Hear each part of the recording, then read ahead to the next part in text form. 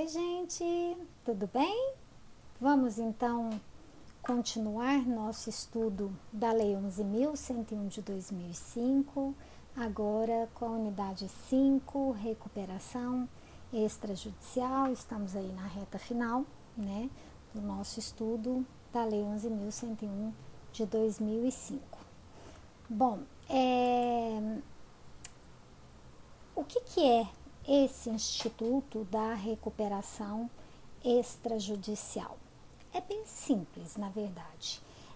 Se trata de um acordo que é realizado na esfera extrajudicial, por isso o nome, recuperação extrajudicial.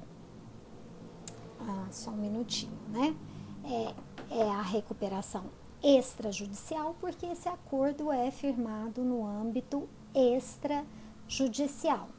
E esse acordo não precisa envolver toda a coletividade de credores.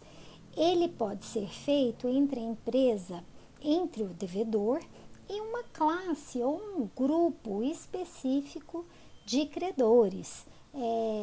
Pode ser uma classe, pode ser um grupo, desde que esses credores possam ser classificados com as mesmas condições. E é lógico, né? Esse acordo tem o objetivo de que a empresa saia da sua crise econômico-financeira. Bom, antigamente, sob a lei anterior, quando a empresa realizava acordos individuais, isso era considerado um crime falimentar. Na vigência da nova legislação, da Lei 11.101 de 2005, essa postura da empresa de negociar com grupos específicos não é mais considerada crime falimentar. Então, por isso que pode ser realizada a recuperação extrajudicial. Bom, esse acordo que é realizado com alguns credores ou com todos os credores, tirando aí os excluídos, vai vincular todos aqueles credores que assinaram esse acordo, ou alguns que não concordaram também, mas desde que a maioria tenha concordado. E isso está estabelecido entre os artigos 161 a 167 da lei, que doravante iremos agora estudar. Na verdade, pessoal, esse instituto nada mais é do que a consagração de uma composição privada, porque tudo acontece lá no âmbito privado, né? E aí o que o Poder Judiciário faz é homologar esse acordo, mesmo que não haja concordância de um pequeno grupo, de uma minoria que seja dissidente. Então, esse acordo feito lá fora vai vincular, vai obrigar que essa parte que seja dissidente obedeça às condições previstas, ok? Qual seria a justificativa, então, da recuperação extrajudicial? Bom, primeira e mais que conta bastante é a questão dos custos da recuperação judicial. Vocês viram que os custos são altíssimos, né?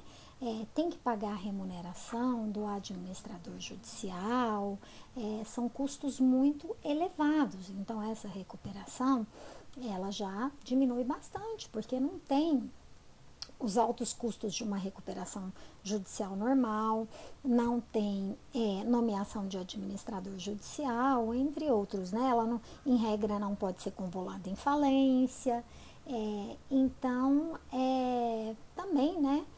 Alguns dos efeitos que são produzidos lá na recuperação judicial, como esse da convolução da recuperação judicial em falência, não pode acontecer aqui. Então, ela é bastante vantajosa nesse sentido. Bom, esse acordo, como eu disse, ele acontece na esfera privada. Então, o devedor chama lá para uma reunião esse grupo de credores ou a sua maioria de credores. E só depois que todos aderirem ao plano, ele vai fazer essa proposta e tem que ter a adesão, tem que ter a assinatura, a concordância dessa maioria de credores.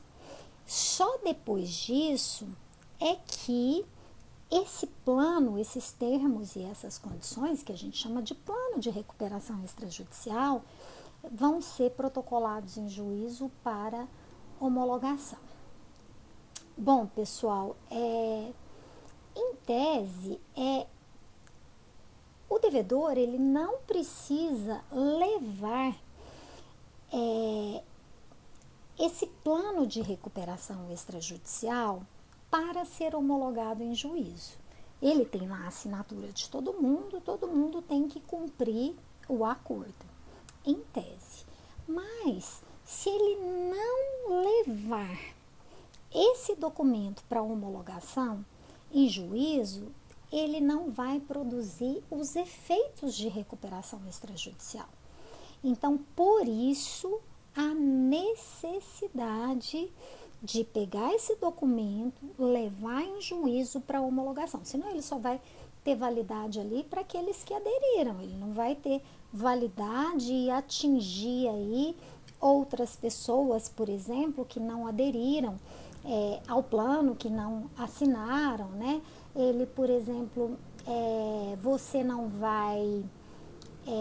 se alguém cometer um crime falimentar, você não vai poder penalizar porque ele não foi homologado extrajudicialmente, ou seja, os efeitos da recuperação extrajudicial que a gente vai estudar não serão produzidos. Se não serão produzidos, não tem como, né, eu não levar este plano para homologação. Então, a primeira coisa, né, é essa importância de vinculação dos credores dissidentes ao plano. Então, na medida que eu homologo, esses credores que não concordaram, eles vão ficar vinculados, porque essa sentença homologada pelo juiz é um título executivo judicial. E, como eu disse a vocês, né, todos devem cumprir. Bom, existem duas modalidades diferentes de recuperação extrajudicial. Existe a que nós chamamos de meramente homologatória, que é a prevista no artigo 162 da lei, e a que nós chamamos de obrigatória ou impositiva, que é a prevista no artigo 163. No final, é a mesma coisa, né? O procedimento das duas é o mesmo. Mas qual é a diferença? Na recuperação extrajudicial, que nós chamamos de homologação facultativa, existe a adesão de todos os credores. Todo mundo assina, todo mundo concorda. Então, eu não preciso do juiz impor nada para ninguém, porque todos concordaram. A faculdade, né, o nome de homologação facultativa, fica apenas na questão de produção de efeitos, porque na medida que eu levo ao juízo para a homologação, essa homologação se torna um título executivo judicial, né? E aí quem não cumprir está sujeito aí à disciplina dos crimes falimentares e aos demais efeitos que nós iremos tratar aqui ao longo da aula. Bom, a segunda modalidade, que é a mais frequente, é a recuperação extrajudicial de homologação obrigatória ou impositiva.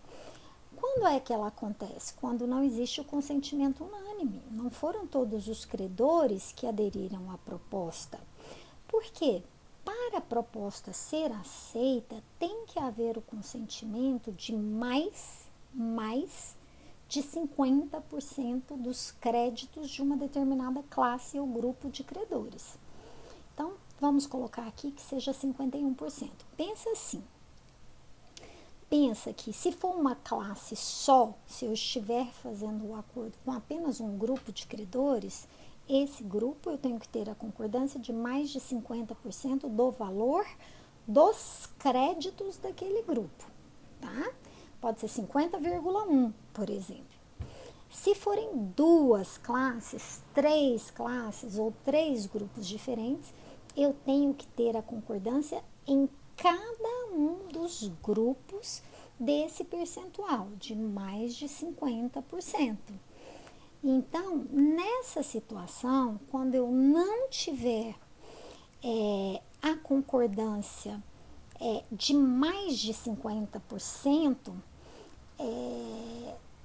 de todos os credores, eu vou ter que levar para homologação obrigatória, tá? Então, não houve consentimento unânime. Então, eu tenho um consentimento de apenas mais de 50%, mas não foi total.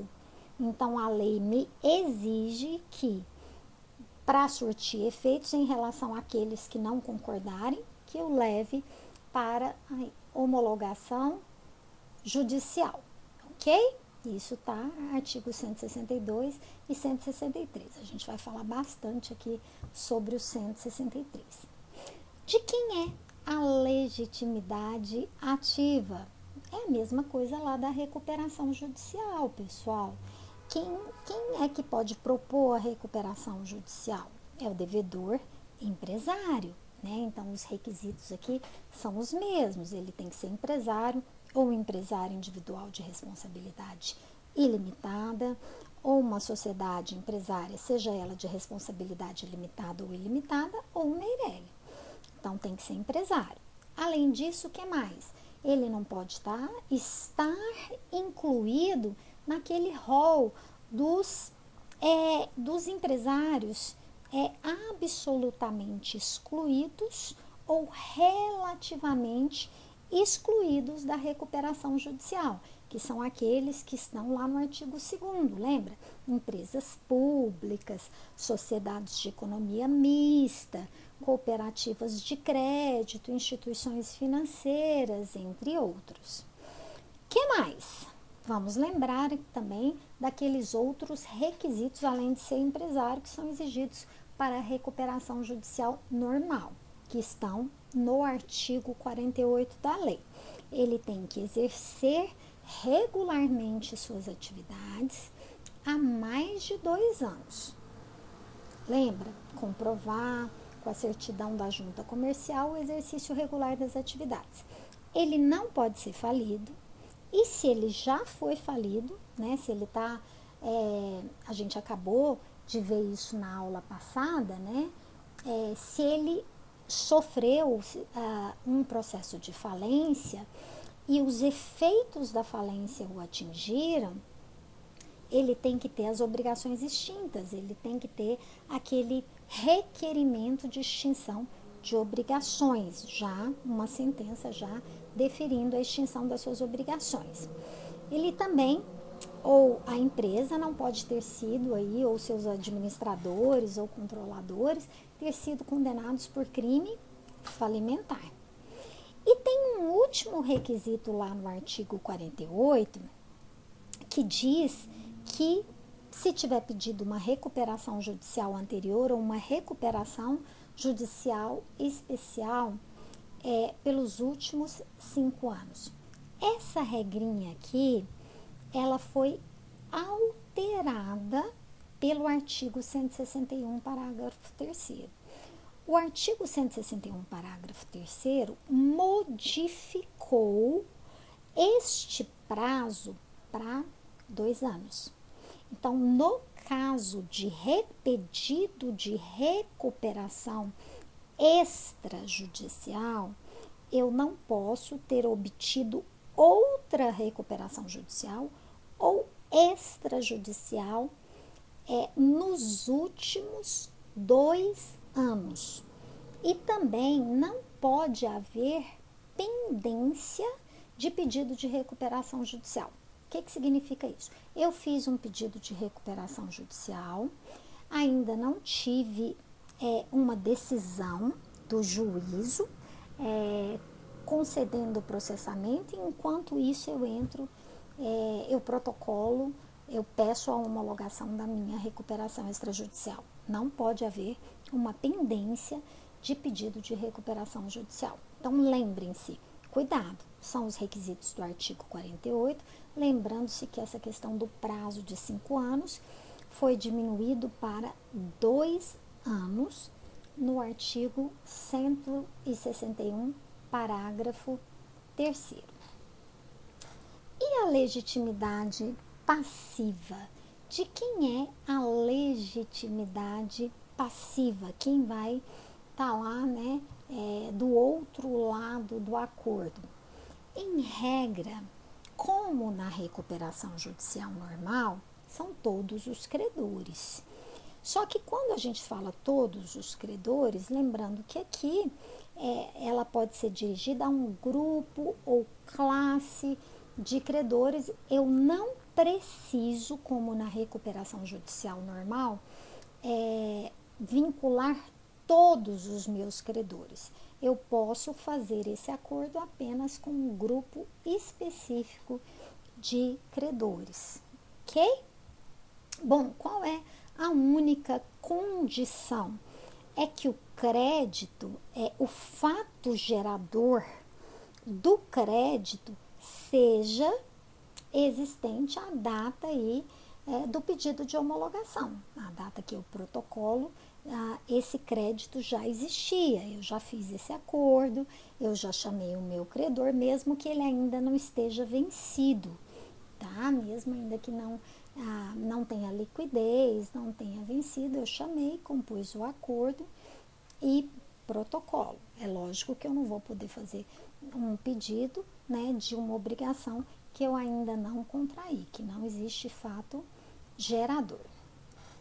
Bom, como lá na recuperação judicial normal, aqui também existem alguns créditos que não irão se sujeitar à recuperação extrajudicial. Basicamente a mesma coisa, só com uma pequena modificação. Quais são? Créditos tributários. Justificativa tem um monte, mas a maior é que o fisco ele não tem poder de fazer acordo, Os procuradores, eles não podem negociar as dívidas tributárias. Existe uma legislação que disciplina o assunto e eles têm que cumprir, A administração pública, pessoal, ela só faz o que está previsto na lei. Então, ele não pode fazer nada que a lei não autoriza. Então, acordos não são autorizados pela lei, a não ser que haja uma lei propondo refins, alguma coisa assim. Então, os credores tributários estão de fora. Quem mais que está de fora? Aqueles credores proprietários que nós já estudamos. Os créditos de titularidade do proprietário fiduciário, do arrendador mercantil, do vendedor ou promitente, vendedor de imóvel com cláusula de irretratabilidade ou irrevogabilidade, e do vendedor com cláusula de reserva de domínio. Além disso, há aquelas instituições financeiras que são credoras nos contratos de adiantamento de câmbio à exportação. Não mudou nada, absolutamente nada aqui. Os mesmos créditos que estavam de fora da recuperação judicial normal estão de fora da recuperação extrajudicial aqui. Só existe uma observação em relação aos créditos trabalhistas. Antes da modificação, da alteração agora, em janeiro, pela Lei 14.112, Os créditos trabalhistas, os credores trabalhistas e por acidente do trabalho, eles não podiam ser incluídos na recuperação extrajudicial em razão da sua vulnerabilidade. Eles são vulneráveis. E se o empregador chamasse eles falasse assim, assina um acordo aqui, senão eu vou te mandar embora, eles iam assinar. Então, a vulnerabilidade, a razão é evidente. O que o legislador fez agora? Falou que eles podem, sim, firmar este acordo, a recuperação extrajudicial, desde que esta negociação não seja feita com o trabalhador, mas com o sindicato da categoria e haja aí a concordância do sindicato. Ok? Então, houve a permissão da inserção dos créditos trabalhistas e por acidente do trabalho, mas desde que cumprida esta condição. Bom, a lei também estipulou alguns limites. O plano, esse acordo, esse contrato, né, ele tem algumas limitações específicas. Uma delas é que ele não pode contemplar pagamento antecipado de dívidas ou dê um tratamento diferenciado para aqueles credores que estão sujeitos ao plano em detrimento aos outros. Deixa eu explicar. Vamos supor que esse grupo de credores, por exemplo,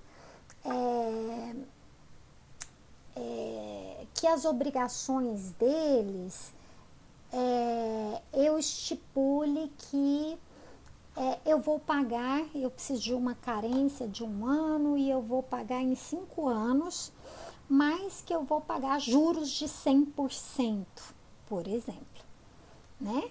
Juros de 100% na época do pagamento, tá? Bom, eu sou um credor que não foi incluído no plano, minha classe não foi incluída no plano. E não existe contrato no mundo previsão de juros de 100%. Então, eu previ uma condição que está colocando em desvantagem aquele credor que está de fora. Então, isso não pode acontecer, tá? Realmente tem que ser uma recuperação, eles têm que me dar algum tipo de benefício em relação àqueles credores que mantiveram as condições originais da dívida, seja em relação a prazo, né, seja em relação a juros, mas eu tenho que ter algum tipo de benefício. Bom, esse plano também não pode determinar a venda de um bem que tenha garantia real. Se foi dada algum tipo de garantia com alguma espécie de bem, só se houver expressamente a concordância desse credor. Então, o plano, ele não pode simplesmente falar, eu vou pegar a garantia desse credor e vou tirar a garantia. Não existe essa possibilidade. E a terceira limitação do plano é que nos contratos em moeda estrangeira, eu não posso afastar a variação cambial, porque a variação cambial é característica, lembra de que a gente viu isso lá na recuperação judicial? A variação cambial também não vai poder ser afastada a menos que tenha anuência do credor. Bom, e desistência? Eu posso, ou os credores vão poder desistir da recuperação extrajudicial depois que eu já protocolei lá no juízo? Não. Os credores, aqui não compensa nem eu falar em relação ao devedor, porque ele não vai desistir, né? Quem pode desistir aí é algum dos credores que tenham aí manifestado aí a sua aderência ao plano e depois do protocolo falou, nossa, não quero fazer isso mais. A gente tem que lembrar que se ele desistir, ele vai prejudicar o direito dos outros. Então, a menos que os outros concordem, ele não vai poder desistir.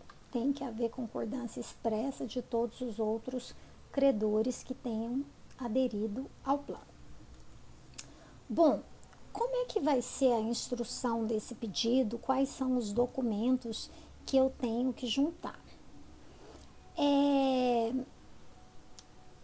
A primeira coisa que a gente tem que dizer antes da gente entrar nos documentos específicos é que a partir do momento do protocolo dessa recuperação extrajudicial, as ações e as execuções são suspensas, mas só são suspensas as ações e execuções relativas àqueles créditos que estão incluídos no plano de recuperação.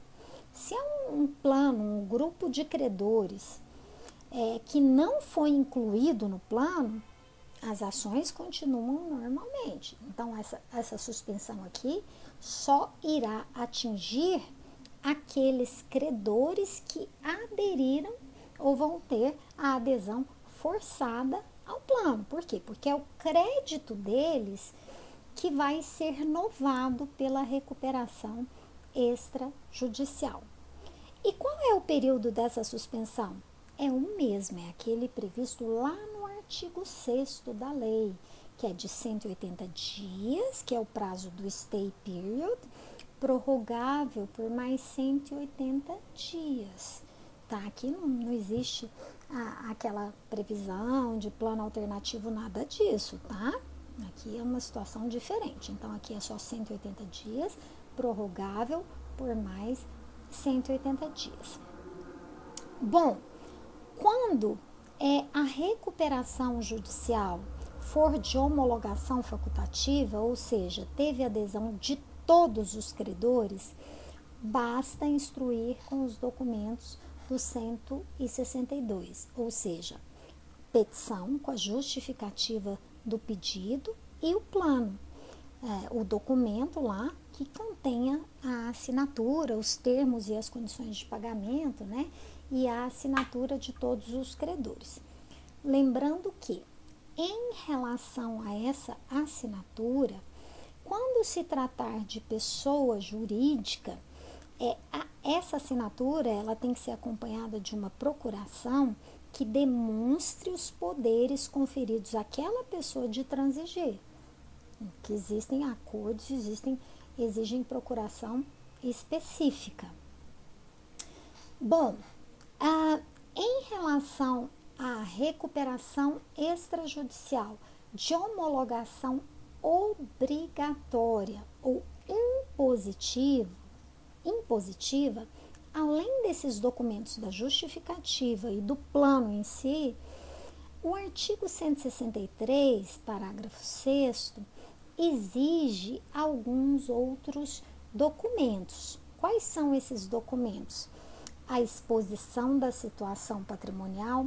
Lembra que eu tenho que contar, é a minha causa de pedir, por que eu cheguei naquela situação de crise. As demonstrações contábeis relativas ao último exercício social, só do último ano. E as levantadas especialmente para instruir o pedido. O que é isso? Se o pedido é feito agora no mês de maio, eu tenho que fazer proporcional aí as demonstrações contábeis de janeiro a abril. E os documentos que comprovem os poderes de novar ou transigir, que são as procurações, a relação completa de credores. Aqui, pessoal, entende-se que é a relação desses credores submetidos aí à recuperação extrajudicial, aquele grupo, aquela classe específica, tá? Então, a relação de credores determinando aí, lembra, nome, endereço, valor da dívida. Então, tem que ter também esse documento aí. Apesar de não haver procedimento de verificação e habilitação de créditos, tem que ter o endereço dos credores. Bom, para que ocorra esta recuperação judicial de homologação obrigatória, eu já tinha adiantado a vocês que tem que ter adesão, o juiz só vai homologar se tiver havido concordância de mais de 50% dos credores de cada um dos grupos ou de cada um das classes. Então, essa é a regra. Só que agora,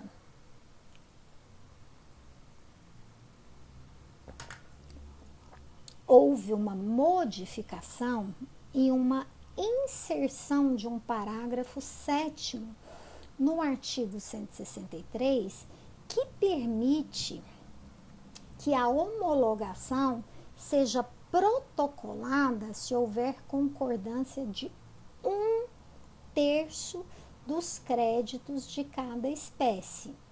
Então, eu não tenho mais de 50%, mas eu tenho 1/3, 33,33%. Eu protocolo, mas, aqui diz o parágrafo 7º, no prazo improrrogável de 90 dias, contados do protocolo, eu tenho que conseguir a concordância do restante. Ou seja, se eu tenho 33,33%, está faltando 17% mais ou menos. Não, 17 não. Uns 15% aí para eu conseguir atingir o percentual de mais de 50%. Eu tenho que conseguir a negociação com eles e a adesão expressa. Então, quando que essa situação será interessante?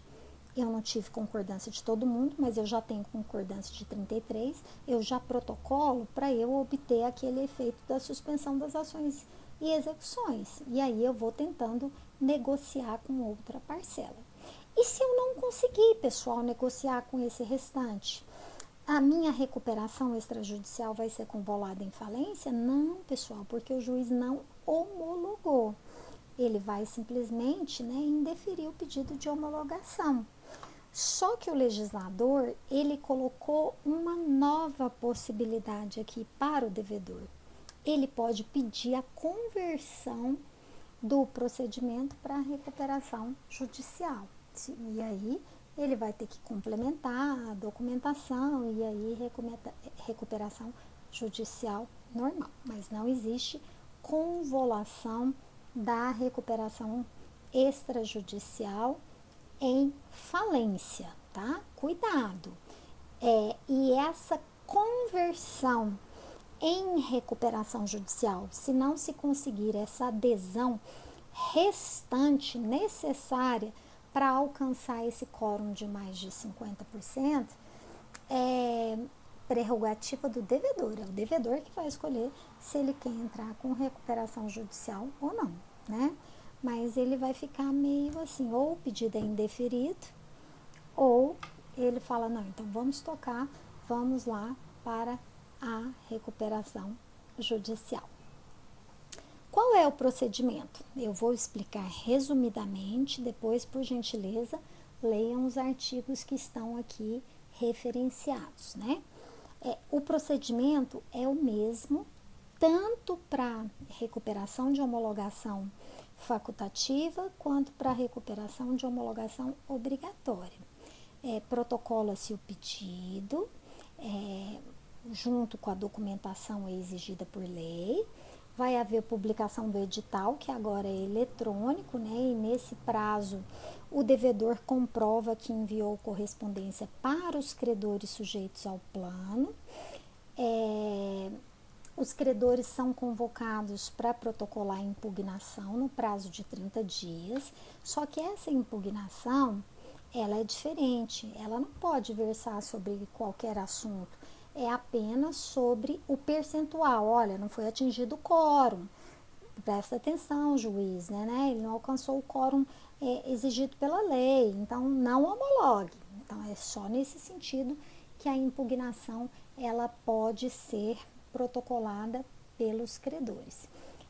protocolada essa manifestação, né, vai ter a manifestação do devedor e o juiz vai dar a sentença homologando ou não o plano, tá? Lembrem-se depois de olhar aí os parágrafos 5º e 6º, né, que trazem aí as condições da impugnação. E aí dessa sentença homologando o plano cabe a apelação prevista aí, todo o procedimento está previsto aí ao longo do artigo 164. O caput aqui do 164 foi modificado apenas em relação ao edital, que agora é eletrônico e não mais edital físico. Bom, por fim, quais são os efeitos dessa sentença que homologa essa recuperação extrajudicial? O mais importante, né, é que ela vincula todos os credores, inclusive aqueles que discordaram, que não foram contrários aí, não aderiram ao plano, vão ter que ficar submetidos, né? A dívida deles será novada, a dívida deles será paga de acordo com essas condições estipuladas nesse plano de recuperação extrajudicial. Bom, existe também um outro efeito que, na verdade, o plano ele pode produzir alguns efeitos antes da homologação judicial, desde a assinatura dos credores. Mas esses efeitos podem ser só em relação ao valor de pagamento e a forma, ou seja, eu procuro meus credores e falo assim, olha, se você assinar, se você concordar, eu te começo a pagar amanhã. Eu te devo 1.000, eu vou te pagar 500 em 5 anos e eu começo a pagar amanhã, independente do protocolo, a cada 30 dias. Ok? Em regra, pessoal, o plano ele só produz efeitos a partir da homologação. Mas a lei foi expressa que, se se tratar de modificação de valor ou de forma de pagamento, eu posso sim estipular efeitos para antes da homologação. Eles vão ficar aí na pendência dessa condição resolutiva, que é a homologação do plano de recuperação extrajudicial. O que pode acontecer lá no futuro, né, se eu não conseguir obter esse quórum, se esse quórum exigido de mais de 50%, e não houver a homologação. Nessa situação, pessoal, essas obrigações, elas vão voltar para o estado anterior, a dívida volta para as condições originais. E aí tem que ser deduzidos, né, dos valores pagos, esses valores que foram recebidos pelos credores durante esse período aí transitório, tá? E um último efeito aqui, também que vem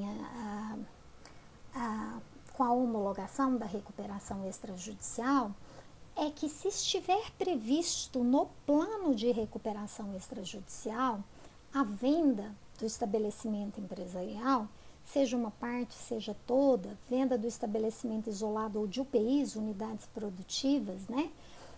Essa venda tem que ser realizada nos modos previstos no artigo 142. A gente viu isso ainda na aula passada. Que modos são esses, né? É aquele leilão eletrônico, presencial ou misto, é a contratação de uma empresa especializada para venda ou qualquer outra forma, desde que é aprovada pelo juiz. Bom, essa regrinha aqui, ela é bastante criticada. E por que ela é criticada?